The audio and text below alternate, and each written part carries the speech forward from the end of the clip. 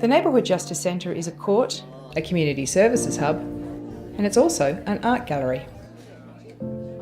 All of the art on display at our centre is made by people connected to the community we serve, who participate in Urban Campfire, our long-running community art program. Through this program, we provide a space for people to exhibit art which reflects the stories and diversity of community life, and these artworks in turn create a welcoming atmosphere. For over a decade, we've been hosting 2 exhibitions a year, linking neighbourhood houses, community groups, schools and professional artists with each other and to our centre. It's these relationships, says exhibition curator Layla Costa, that are the heart of Urban Campfire. So community art can be a whole range of things, but primarily it's about bringing community groups, members together, and that it is about engaging them and allowing them a space. It's about them feeling heard, it's about them feeling connected, it's them having a sense of place and pride as well as gaining new skills. As manager of Belgium Avenue Neighbourhood House and Urban Campfire, Sue Kent knows from experience what can be gained when a community group and a local justice centre collaborate. We've been managing the Urban Campfires project now for 10 years, I think, and it has been the most meaningful experience for both residents here and also for our organisation as well. We worked with the local community on emerging issues. We work with the local community on celebrating what they love, what they know, their culture, their art. And so the transition and partnership with the NJC around this particular Urban Campfires project seemed a really good, neat, natural fit. Dr Cameron Wallace has been with the centre since it opened its doors in 2007, and for him, community art is an integral part of the everyday life of the centre. He had always thought about an art program. It was about giving the community an opportunity to be engaged in not just the operation of the centre, but also kind of the physical structure of the centre. That what I've observed over the past 10 years has been that the community, and particularly the people that make the art, have a feeling of ownership in relation to the space. David Fanning, NJC's long-serving magistrate, sees the benefits of the program every day. With the art program at the Neighbourhood Justice Centre, like many things in life and many people's experience, it's when you don't have the artwork that it becomes so clear how important it is and how significant it is for myself, but also for the centre and for the mood and feel of the place. And I'm sure it's not just me, but it is really the feel of the place for other people, those who work here, but even more particularly those who come to the centre, that the mood is lifted when there is art on the walls and people can view it, can read about it, can relate to it, and that's very evident to me moving about the place.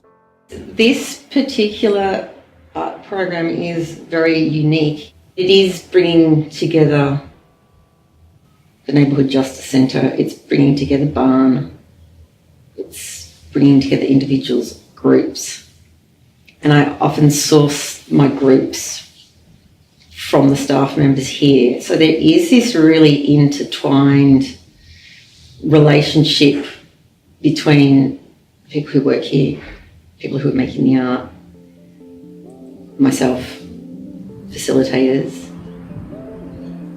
The story of an Urban Campfire exhibition starts in the art studios and workshops dotted around our neighbourhood. Jordan Wood facilitates a sculpture workshop for people experiencing hardships, and for her, art is a language for exploring complex personal stories. A lot of people that are going through certain hardships or maybe challenges have a lot to express that might not be,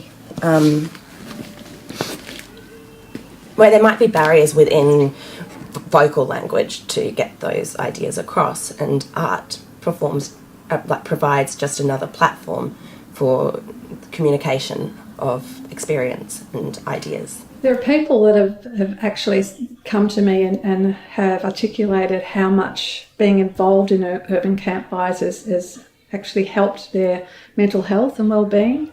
There are some people that have suffered depression, loneliness, anxiety, quite debilitating things that have kept them disengaged from the local community.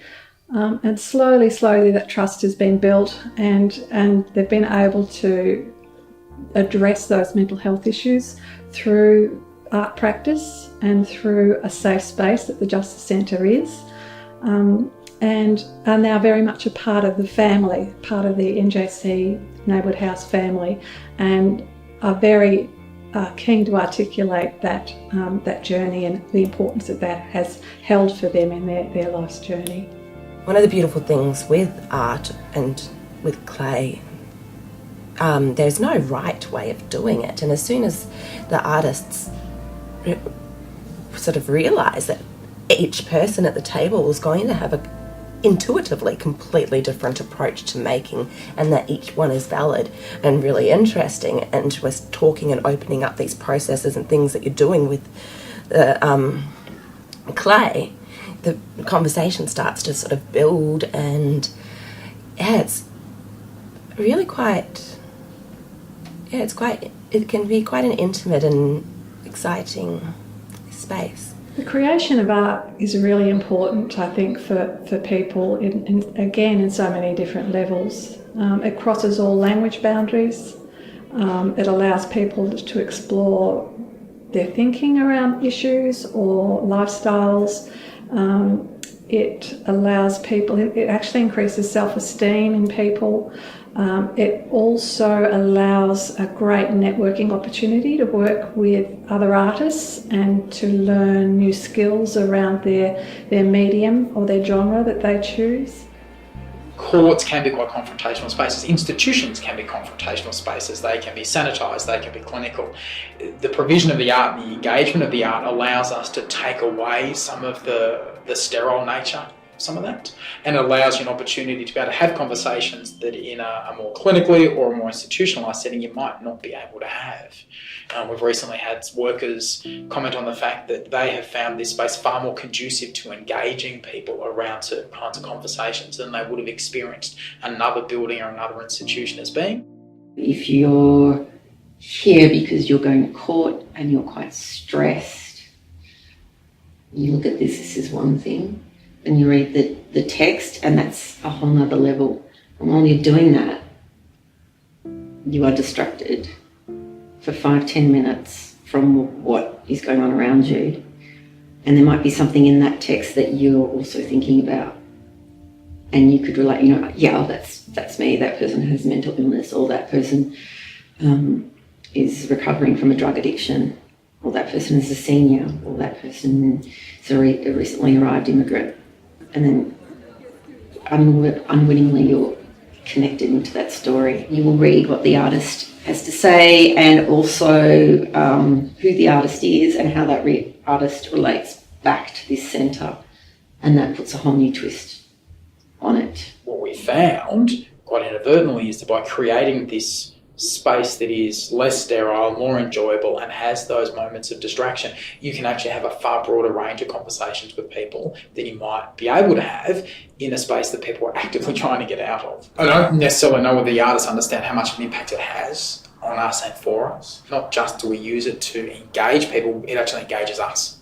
It actually makes our workspaces a far nicer place to be. And often the work that we do can be confronting and can be difficult. So it can actually help to dissipate some of the potential negative experiences of being attached to court, not just as a court consumer, but as a court employee.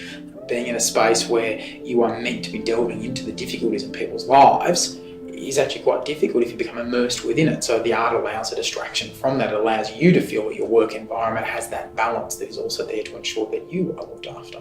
And it's not just people who have a particular interest in art that are looking at it, but it's broadly everybody who seems to come in the centre has a different appreciation and capacity to relate to and enjoy the art. I don't think I always think about even though I have been to court myself, I hadn't thought about, the cycles of people that go through every day and the waiting and how boring it is, and that there are going to be children there, and it's an incredibly stressful space. It's not, so to be having all these pieces from the community and to sort of look at and engage with while going through such a process. It's amazing.